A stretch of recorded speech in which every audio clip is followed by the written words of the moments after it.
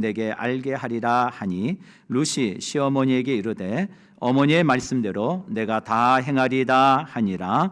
그가 타작 마당으로 내려가서 시어머니의 명령대로 다 하니라. 아멘. 아멘.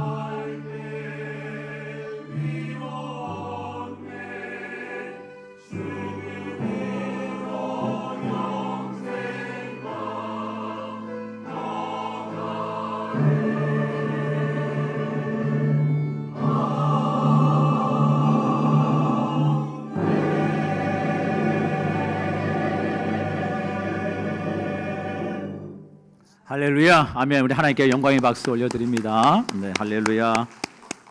네.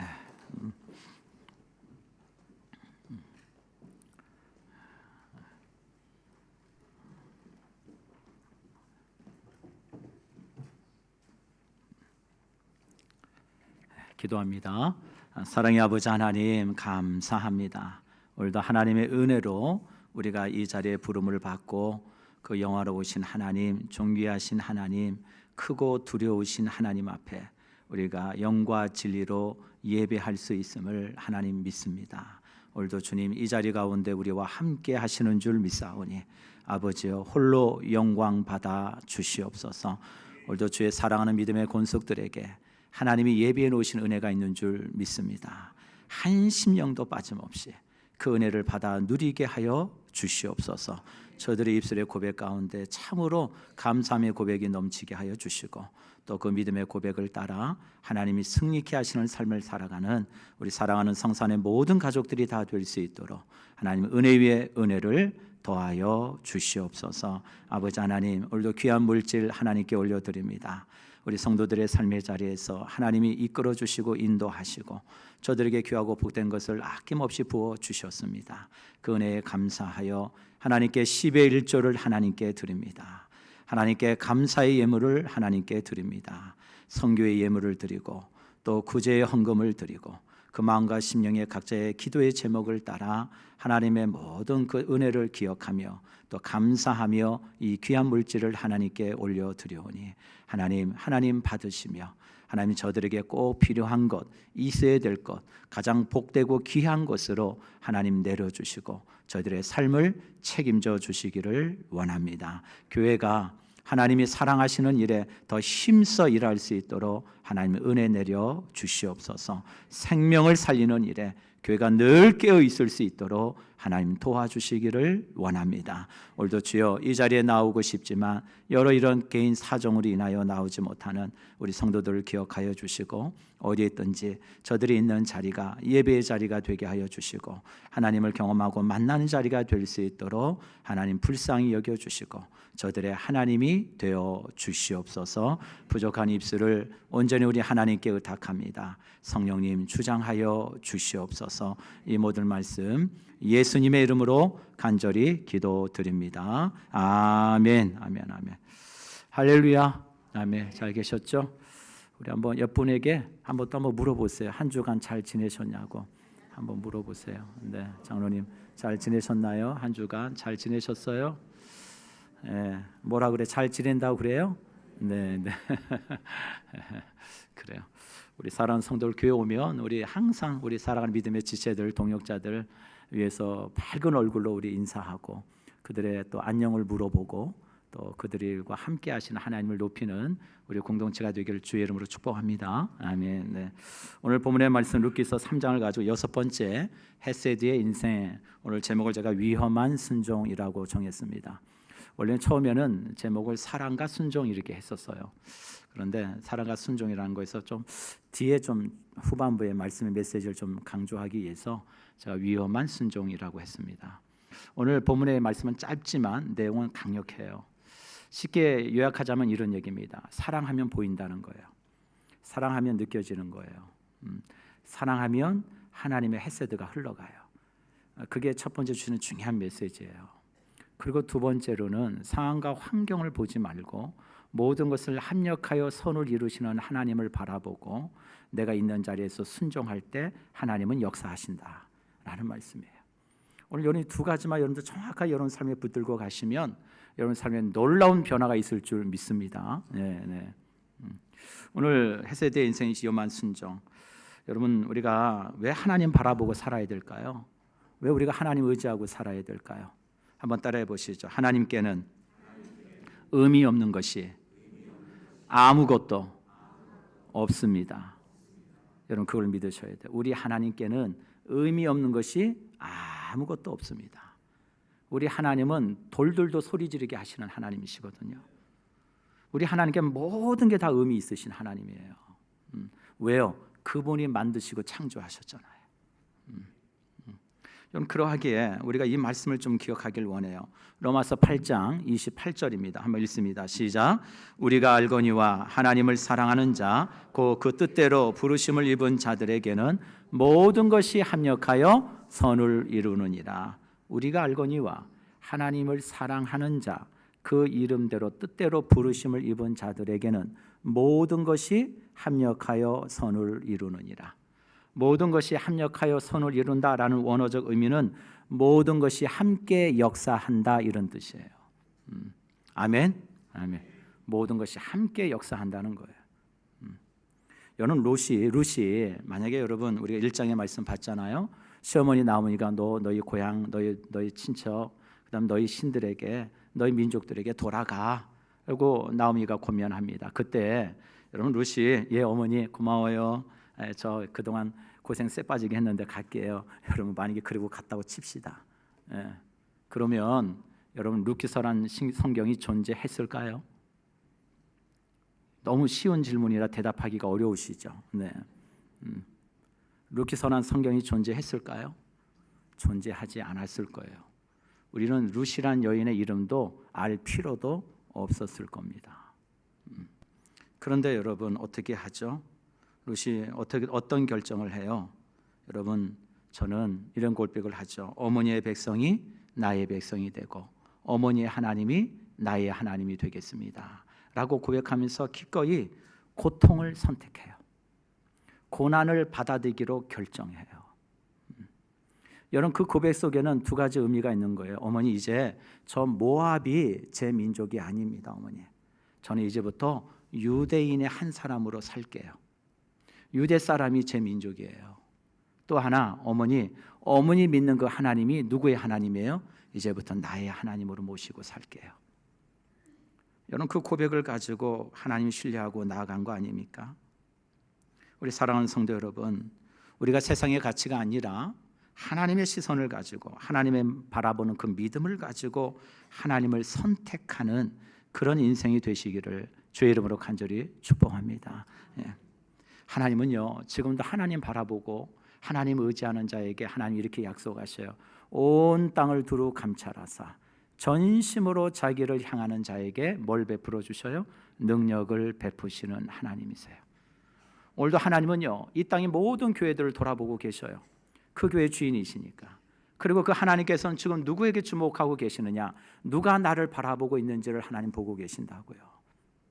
그들에게 하나님은 능력을 베풀어 주십니다.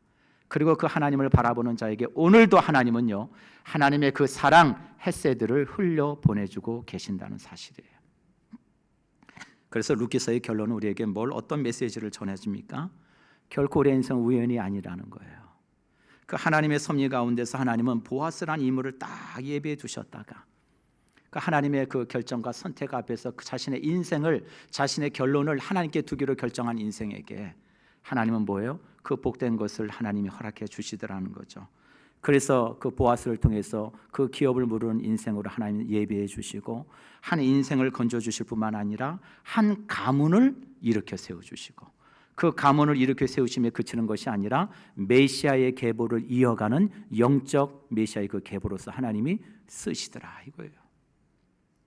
여기 있는 우리 사랑하는 모든 성도 여러분, 우리 그 하나님 꼭 만나는 인생이 되기를 주의 이름으로 간절히 축원합니다. 오늘 루키서 3장을 여러분들 이해하실 때 꼭 필요한 것이 두 가지가 있습니다. 3장을 여러분 보실 때 두 가지 의미를 좀 여러분 먼저 생각하시고 말씀을 보셔야 돼요. 하나는 뭐냐? 당시 고대 근동 지방과 사사시대 이스라엘 백성들의 그 추수 시기에 행했던 풍습이 어땠는지를 여러분 좀 이해하셔야 돼요. 그리고 또 하나는 기업 물을 자라고 하는 이 고엘이란 제도가 무엇을 의미하는지를 여러분 알고 오늘 본문의 말씀을 좀 3장을 보셔야 됩니다. 먼저 이스라엘 백성들이 보리 추수와 그에 따른 곡식의 어떤 타작 마당이 다 끝나게 되면 이스라엘 백성들은 축제를 벌입니다. 페스티벌을 벌여요. 무슨 얘기일까요? 여러분 이스라엘 백성들의 보리 추수와 그 다음에 끝나면 밀 추수까지 하는데 이 기간이 대략 6주에서 7주의 기간이 흘렀다고 합니다. 그러니까 오늘 여러분 읽은 루키서 2장과 3장의 말씀의 그 사이에 성경은 침묵하고 있지만 대략적으로 보리 추수와 밀 추수가 끝난 기간인 6주와 7주의 시간이 흘렀다는 것을 염두에 두고 보셔야 돼요. 여러분 그래서 추수가 다 끝나면 이스라엘 백성들은 하나님께서 이른 비와 늦은 비를 주셔서 올해도 이렇게 풍성한 은혜를 주셨습니다 라고 하나님께 영광을 돌려야 되는 게 마땅한 거 아닙니까? 그래서 기뻐하는 거예요. 그래서 온 마을 사람들이 나와서 음식을 만들고 음식을 나누어 먹으면서 오늘도 하나님 우리에게 풍성한 은혜를 주셨습니다, 풍년을 주셨습니다 막 기뻐하면서 즐거워해요. 하나님이 좋아하시겠죠. 그러면서 그들이 나눠주는 포도주를 나눠 마시고 음식을 나누면서 막 기뻐 춤을 춥니다. 그런데 간간히 너무 술을 취하다 보니까 윤리적인 규범들이 무너질 때도 있었다고 그래요. 그런데 여러분 이 시대가 사사시대였다는 것을 여러분 염두에 두시고 본문의 말씀을 보셔야 돼요. 여러분 사사시대는 어떤 시대입니까? 그 시대에 왕이 없으므로 자신의 소견에 오를 대로 사람들이 행하였더라. 삶의 중심에 하나님이 계시지 않았어요. 자신의 소견에 오를 대로 행하려고 했던 시대예요. 내가 주인이에요. 나의 필요에 의해서 하나님은 그저 존재하실 뿐이에요. 그런 시대다 보니까 여러분 이 추수마당에서 하나님만 높이고 찬양을 해야 되는데 어떤 일이 벌어지느냐? 사람들이 이방 신들의 이름을 불러가면서 거기서 춤을 추는 거예요. 그리고 그뿐이면 아니라 거기서 뭘 하느냐? 음란 행위를 합니다. 이방 신들의 특징이 그렇거든요. 여러분 그래서 좀 훗날의 이야기이긴 하지만 하나님께서 이스라엘 백성들의 그 추수 마당을 하나님이 질책하시고 책망하신 말씀이 호세아서에 나옵니다. 우리 같이 한번 보실까요? 호세아서 9장 1절입니다. 한번 읽겠습니다. 시작. 이스라엘아, 너는 이방 사람들처럼 기뻐 뛰놀지 말라. 내가 음행하여 내 하나님을 떠나고 각 타작마당에서 음행의 값을 좋아하였느니라. 여러분 상상이 되세요? 사사시대예요. 그들이 이곳에서 여호와의 하나님을 부르는 것이 아니라 바알과 아세라의 이름을 불러가면서 우리에게 풍요를 주셨다라고 사람들이 막 기뻐 날뛰는 거예요. 그리고 거기서 뭐 해요? 음란한 행위를 하는 거예요. 기가 막히죠.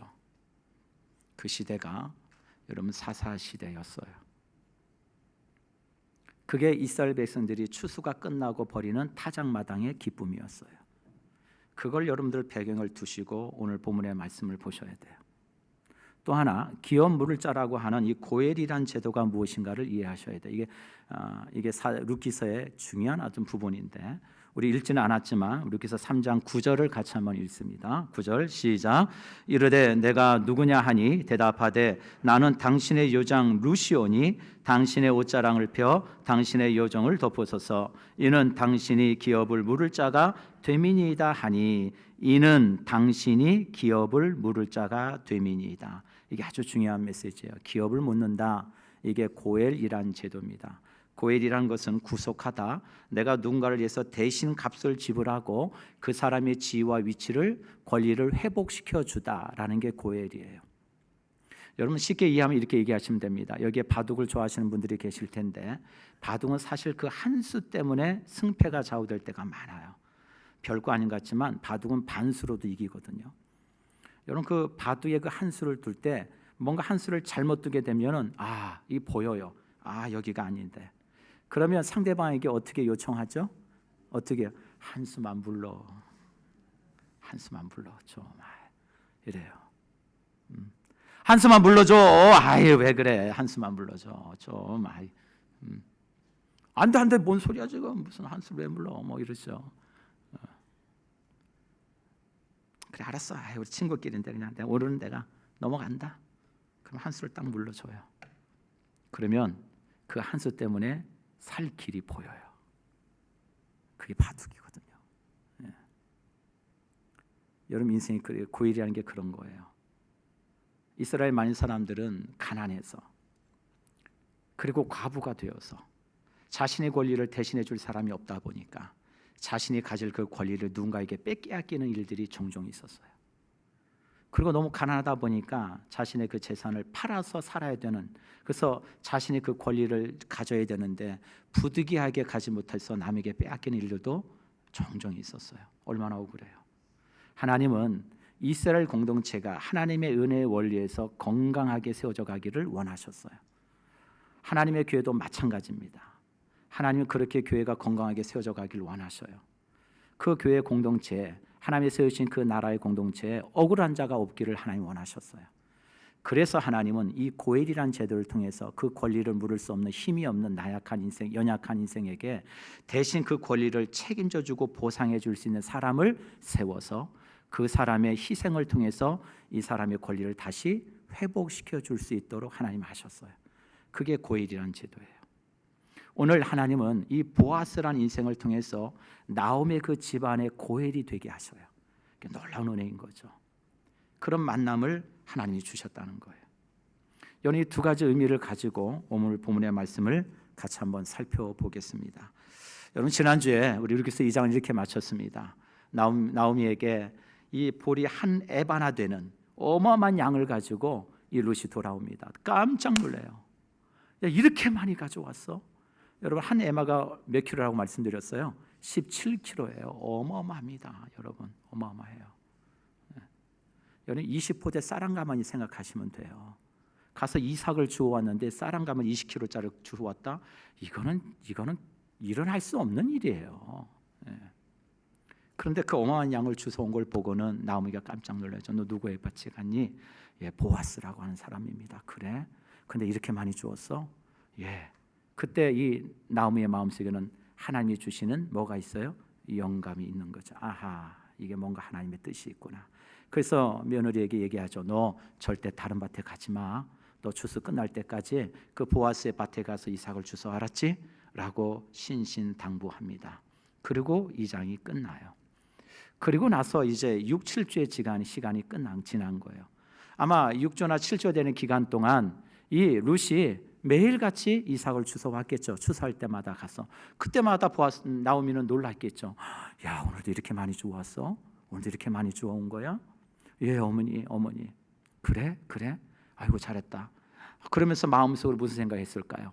야, 이 보아스가 이 룻을 많이 배려하고 아끼는구나. 하나님의 남다른 은혜가 있구나 라는 걸 느꼈겠죠. 그리고 이제 추수가 다 끝나고 이제 타작마당이 시작될 쯤 이제 룻에게 시어머니 나오미가 입을 엽니다. 그게 오늘 본문 1절의 말씀이에요. 우리 같이 한번 읽을까요? 시작.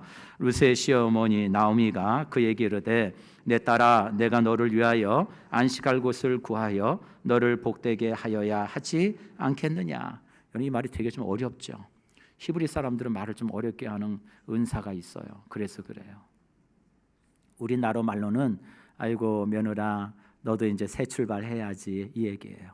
얼마나 쉬워요 이렇게 써놓으면. 우리가 볼 때 성경을 읽으면서 어렵다고 느낄 사람이 누가 있어요.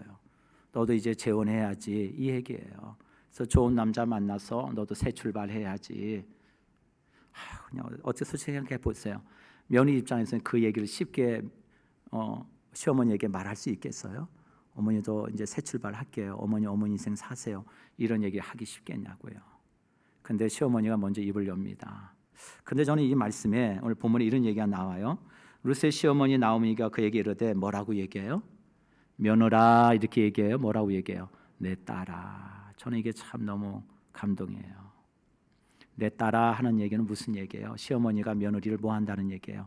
사랑한다는 얘기잖아요. 딸처럼 여긴다는 얘기잖아요. 제가 지난주에 말씀드렸죠. 여러분 주의 영에 붙들리고 하나님께 그 시선을 두고 하나님의 은혜를 아는 인생을 귀하게 여기라고 분명히 말씀드렸어요. 내 눈으로 보이지 못하고 내 귀로 들리지 않을 때 하나님은 하나님의 택한 사람들, 하나님의 영이 부어주시고 하나님의 은혜를 남다르게 부르시는 사람을 통해서 하나님을 말씀하시고 보여주시고 깨닫게 하실 때가 많아요. 여러분 인생에, 여러분 주변에 그런 영적인 하나님의 붙들린 인생들이 많이 있기를 주의 이름으로 축복합니다. 여러분 너도 이제 새 출발해야지. 너도 좋은 남자 만나야지. 누구를 두고 염두에 두고 한 얘기일까요? 보아스죠. 보아스가 그렇게까지 너한테 배려했다면 분명히 이거는 하나님의 뜻이 있는 거야. 그냥 만나게 한 게 아니야. 그러면서 어떻게 해야 될지를 구체적으로 이야기합니다. 오늘 그게 2절부터 5절의 말씀입니다. 우리 같이 한 번만 더 읽을까요? 시작.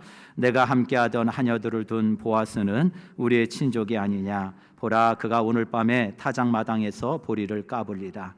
그런즉 너는 목욕하고 기름을 바르고 의복을 입고 타작마당에 내려가서 그 사람이 먹고 마시기를 다 하기까지는 그에게 보이지 말고 그가 누울 때 너는 그가 눕는 곳을 알았다가 들어가서 그의 발치 이불을 들고 거기 누우라.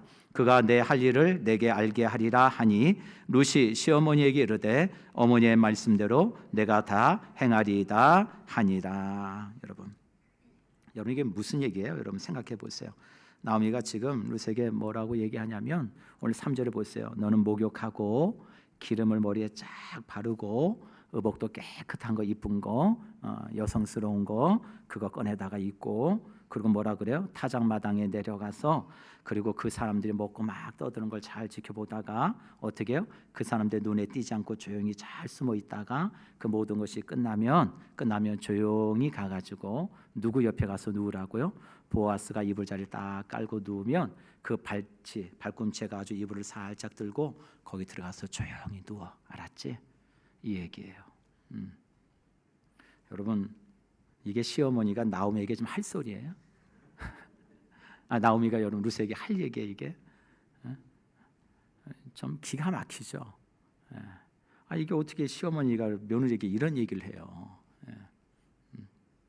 어떻게 보면 참 룻이 잘 되길 바라는 마음보다는 룻이 이거 마치 이거 잘못된 길로 가라고 하는 거 아닌가 이런 생각이 들게 되죠. 그런데 그렇지 않아요. 여러분 주의 얼굴을 보고 눈이 밝아진 인생, 주의 영에 붙들린 인생을 통해서 하나님 보게 하시고 하나님의 섭리가 보이는 인생은요, 이런 복된 인생이에요. 그가 말하고 그가 주의 이름으로 권면하는 건 결코 잘못될 리가 없어요. 그게 하나님이 하시는 일이에요. 여러분, 그래서요, 여러분 아까 제가 말씀드렸죠. 나오미가 룻에게 뭐라고 얘기해요? 내 딸아, 사랑하는 거예요. 사랑하니까 뭐 하길 원할까요? 잘 되길 바라는 거예요. 그게 인애예요. 인애. 그게 인애. 끝까지 포기하지 않는 사랑, 잘 되기를 바라는 마음, 그게 하나님의 마음이에요. 그 마음이 누구에게 좀 흘러가요? 나오미를 통해서 룻에게 흘러가는 거예요. 며느라, 너 보아스 꽉 붙들어. 너 보아스 만나야 된다. 보아스 만나면 내 인생이 풀려. 그리고 보아스 만나면 내가 참으로 안식을 누리게 될 거야. 내 딸아, 너 그렇게 해. 저는 이 말씀을 묵상하면서 한 이야기가 생각이 났습니다. 성경에 열왕기상 3장에 보면 솔로몬이 왕에 오르고 나서 그 솔로몬이 하나님이 주신 지혜가 얼마나 탁월했는지를 이야기하는 한 이야기가 나옵니다. 열왕기 3장 중간쯤 보면 한 두 창녀의 이야기가 나와요. 그 두 창녀가 아이를 낳는데 한 집에 살았던 것 같아요. 아마도 창기다 보니까 그럴 수 있겠죠. 한 집에서 살았는데 두 여인이 아이를 낳았는데 사흘 간격으로 아이를 낳습니다. 그리고 사흘 간격이면 사실 뭐 신생아죠. 뭐 우리 눈으로 이렇게 구별이 되겠습니까? 한 여인이 먼저 난 여인이 아이를 키우고 이제 젖을 먹이고 자다가 이 몸이 둔했는지 어땠는지 모르겠지만 그만 자다가 자기 몸으로 아이를 어떻게 해요? 누릅니다. 그래서 그 아이가 숨지고 말아요. 아침에 일어났더니 그만 자기 이 몸에 눌려가지고 그 아이가 죽어 있는 거예요. 깜짝 놀랐죠. 여러분, 이걸 어떻게 해야 돼요? 근데 그 마음속에 악한 생각이 들어갑니다. 그러고 나서는 옆집에 그 여인도 애 낳았지? 얼마 안 됐지? 그러고 나서는 그 죽은 아이를 데리고 그 옆집에 갑니다. 조용히 가서 그 잠자고 있는 그 여인과 아이의 앞에 가서 아이를 바꿔치기 합니다. 그리고 주인은 아이를 거기다 살짝 내버려 두고 자고 있는 아이를 안고 품에 안고 자기 집으로 돌아와요. 그리고 아무 일도 없었다는 듯이. 여러분, 아침에 이제 이 옆집 여인이 아침에 눈을 떠서 우리 아이에게 젖을 주려고 딱 아이를 보니까 아이가 어떻게 되어 있어요? 죽어 있는 거예요. 깜짝 놀랐죠. 죽어 있어요. 근데 여러분, 묻겠습니다. 아빠들은 잘 몰라요. 근데 엄마들은요, 내 쌍둥이도 구별하더라고요. 참 엄마들에게는 탁월한 능력이 있는 것 같아요. 금방 이 나이가 난 지 얼마 안 됐어도 이 여인은 내 아이라는 걸 아니라는 걸 금방 눈치채죠. 내 아이가 아닌데. 그러면서 무슨 생각을 했을까요? 옆집에 사는 그 여인도 아이를 낳았는데 그 아이 여인에게 찾아가 봐야 되겠다 하고 아이를 데리고 갔더니 마침 자기 아이가 그 여인에게 있는 거예요. 기가 막힌 일이죠. 그래서 두 여인이 싸웁니다. 내 아이 내놔. 아니야, 내 아이야. 내 아이 내놔. 아니야, 내 아이야. 도저히 어떻게 방법이 없습니다. 지금 같으면 너무나도 쉬운 일이지만 당시로서는 어려운 일이죠. 그래서 고민하다가 우리 이거 왕에게 가서 판결을 받자. 그 산 아이를 데리고 솔로몬 왕 앞에 갑니다. 그 두 여인이 울고불고 했겠죠. 그때 왕이 어떻게 판결을 내려요? 이 아이를 어떻게 하라고요? 반으로 딱 쪼개서 반은 이 여인에게 주고 반은 저 여인에게 줘라. 지혜롭죠? 안 지혜로운가요? 지혜롭죠. 그랬더니 진짜 그 아이의 주인인 엄마가 이렇게 이야기합니다. 우리 성경 한번 읽어볼까요? 열왕기상 3장 26절입니다. 읽겠습니다. 시작.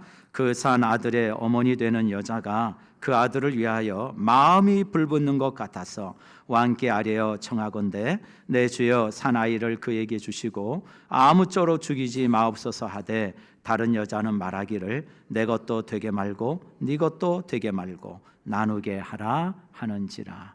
여러분, 이 말씀의 본문에서 가장 중요한 문장이 있다면 이거예요. 마음이 불붙는 것 같아서예요. 마음이 불붙는 것 같아요. 우리 흔히 그런 표현하죠. 천불이 난다 그래요. 왜 이 여인의 마음은 이 마음에 천불이 났을까요? 왜 불이 불붙듯 해서 마음이 타는 듯 했을까요? 여러분, 이유가 뭘까요? 이유는 하나예요. 이 아이가 진짜 내 아이니까. 내가 10개월 동안 내 몸속에 품었다가 내가 배 아파서 난 아이니까. 내 몸에 분신이나 다름없는 아이니까. 그 아이를 사랑하기 때문에. 근데 그 아이가 내 눈앞에서 지금 어떻게 되게 생겼어요? 반으로 쪼개지게 생겼어요. 그러니 그 어머니의 마음속에 자녀를 사랑하고 아끼는 그 마음으로 인해서 마음이 천불이 나지 않겠어요? 여러분, 그래서요, 솔로몬의 판결은 지혜가 아니에요. 이 말씀은 우리에게 뭘 얘기하느냐? 사랑을 얘기하는 거예요. 사랑. 우리 사랑하는 성도 여러분, 사랑하면 안 보이던 게 보이게 되어 있어요. 사랑하면요, 전엔 느끼지 못하던 것이 느껴져요. 여러분, 사랑하면요, 내가 그 사람을 소유하느냐 그렇지 못하느냐가 중요한 게 아니라 그가 존재하느냐, 그가 누구와 함께 하느냐가 더 소중하다는 것을 알게 돼요. 그게 진짜 사랑인 거예요. 여러분, 그래서 우리 모두가 하나님의 사랑을 입었기 때문에 이 자리에 있는 거 아닙니까? 그 사랑을 알기 때문에 우리가 하나님 예배하는 거 아닙니까? 주 안에 사랑하는 성도 여러분, 우리는 그 하나님의 사랑을 입고 받은 사람들이기에 우리가 삶을 살아가면서 우리의 삶을 바라보는 태도와 방법이, 또 우리의 삶을 풀어가는 방식이 있다면 그는 세상의 방식이 아니라 하나님의 마음, 하나님의 헤세드, 하나님의 사랑이어야 돼요. 그래야 우리의 눈이 열리고 우리의 마음이 느껴지고 하나님의 일하심이 보여져요. 우리 사랑하는 성도 여러분, 이런 은혜가 우리 공동체 위에 있기를 주의 이름으로 간절히 축원합니다. 여러분, 어떻게 하면 참 룻의 입장에 봤을 때는 참 위험한 일이에요. 한번 여러분 생각해 보세요. 그 타작 마당이 어떠한 배경인지 제가 말씀드렸죠. 그 마당에 막 사람들, 젊은 사람들 막 춤추고 술 먹고 막 눈이 뒤집어지고 막 이런 상태에서 이방 신들의 이름을 불러가면서 막 음행하고 막 그런 자리에 여러분, 젊은 여인이 꽃단장하고, 그것도 이방 여자예요. 거기다가 또 남편도 없어요. 과부예요. 그런 여인이 꽃단장하고 딱 거기에 나타나면 여러분 생각해 보세요. 젊은 남자들이 내버려 두겠습니까? 그냥 내버려 두겠냐고요. 그리고 이방 여자예요. 그 여자에게 행패를 부린다고 누가 뭐라고 얘기하겠어요? 여러분, 어쩌면 그 자리는 룻에게 있어서는 위험한 자리예요. 또 하나 가정해 봅시다. 어머니 말대로 그 발찌에 발꿈치에 딱 이불을 열고 조용히 보아서 옆에 누웠어요. 뭐야? 당신 누구야? 아니, 룻 아니야, 룻. 소희야, 네가 왜 여기 있어? 예, 우리 시어머니가 가래요.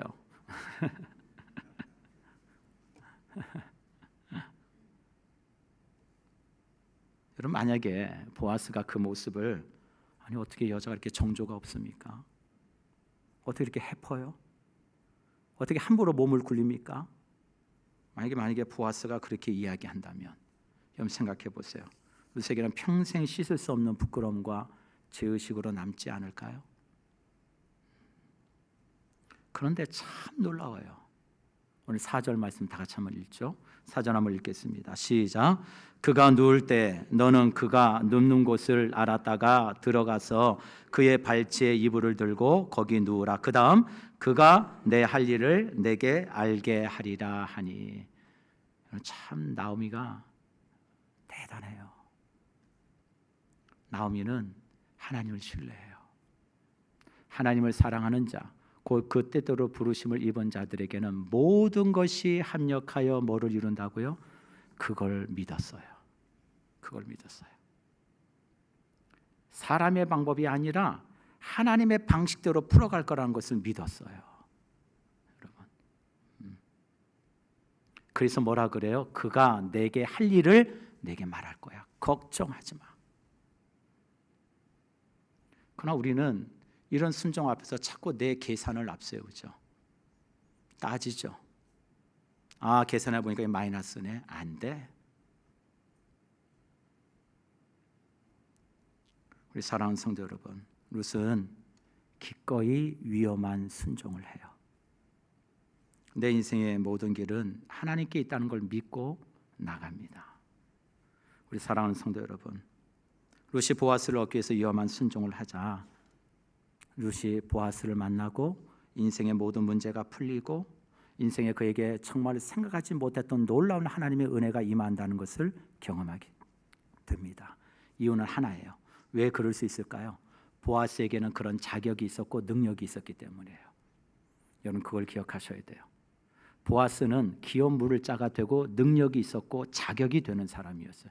그 말을 다시 바꿔서 우리의 삶에 적용한다면 우리가 왜 예수님을 만나야 돼요? 예수님께서 말씀하셨죠. 나는 길이요 진리요 생명이니 나로 말미암지 않고는 아버지께로 올 자가 아무도 없느니라. 예수님께는 그만한 자격이 계시고 그만한 능력이 계시기 때문에 그분이 진리가 되시기 때문에 우리가 그분 앞에 나가면 반드시 그 살아계신 하나님의 놀라운 역사가 은혜가 저와 여러분들에게 임한다는 사실을 여러분 믿을 수 있기를 평생의 이 믿음 가지고 살아가시기를 주의 이름으로 간절히 축원합니다. 그래서 오늘도 주님 만나야 되는 거예요. 여러분 이 자리에 나오셔서 그저 몸만 왔다 가시면 안 돼요. 오늘도 내게 주신 하나님의 말씀인지 두렵고 떨림으로 들으셔야 돼요. 그래야 그 10년 가운데 하나님은 성령님을 통해서 우리 안에 역사하셔요. 여러분 환경을 보지 마세요. 그저 하나님이 내게 어떤 말씀을 주시든 하나님 믿음으로 순종하겠습니다. 하나님 말이 아니라 행함으로 순종하겠습니다. 지금 나의 작고 보잘것없는 순종일지라도 하나님 이 순종을 통해서 하나님이 크게 역사하실 줄 믿습니다. 그 믿음 가지고 가는 거예요. 오늘도 저와 여러분의 인생에 이 하나님이 룻을 통해서 나오미를 통해서 보아스의 인생을 통해서 주시는 은혜가 우리 공동체 위에 풍성히 흘러가기를 주의 이름으로 간절히 축복합니다.